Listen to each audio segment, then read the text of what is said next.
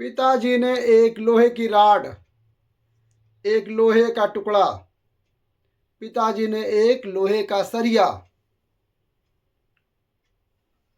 जो column beam में सरिया डलता है, लोहे का सरिया, बाजार में पूछ के आना इसकी कीमत।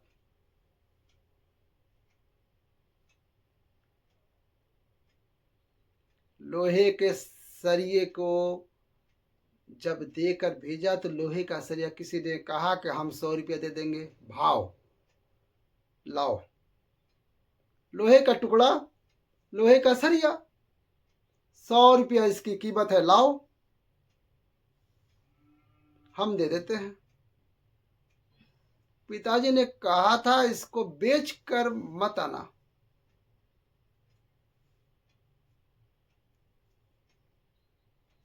पिताजी बोले अभी ये लोहे का सरिया 100 रुपया में बिक रहा था, अब इस लोहे के सरिये के छोटे छोटे टुकड़े इस करके इसका कीला बनाओ, इसकी छोटी छोटी कील बनाओ।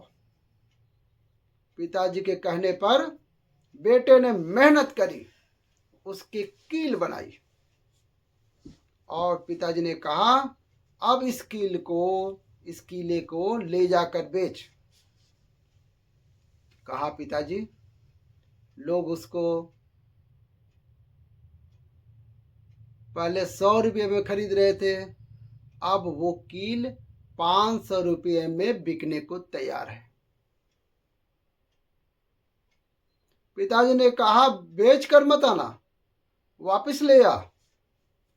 अब पिताजी ने कहा फिर मेहनत कर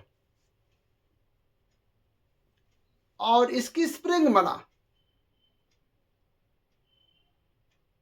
वापस मेहनत कर, इसकी स्प्रिंग बना। अब उसकी स्प्रिंग बनाए गए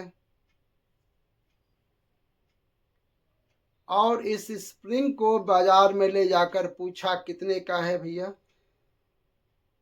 कहा ये 1000 रुपये की कीमत का हम ले सकते हैं उस स्प्रिंग को। पिताजी ने कहा एक लोहे का टुकड़ा कील बन गया, स्प्रिंग बन गया तो कीमत वाला हो गया। उसी तरह एक साधारण सा मनुष्य मृत्यु लोक में जन्म लेता है, मानव रूप में की देह में प्राप्त होती है उसे। उस मनुष्य को जो जन्म लेता है, जन्म लेने के बाद उसके शरीर का किस तरह प्रयोग कर रहा है, कितनी मेहनत कर रहा है, कितनी लगनता से काम कर रहा है, कितने परिश्रम से काम कर रहा है, वो अपनी कीमत स्वयं बना सकता है। और जब कीमत वाला बनता चले जाता है तो समझना कि उसकी जिंदगी में कुछ उसने अच्छा करा है। एक लोहे की टुकड़ा का क्या क्या कीमत बताया गया और एक मनुष्य शरीर देह जो हमें मिला है उसको हम किस प्रकार से उसकी कीमत बढ़ा सकते हैं, उसके बारे में ये कैसी वीडियो लगी। अच्छी लगी तो प्यारा सा लाइक करें और हमारे चैनल को सब्सक्राइब करें। हर हर महादेव।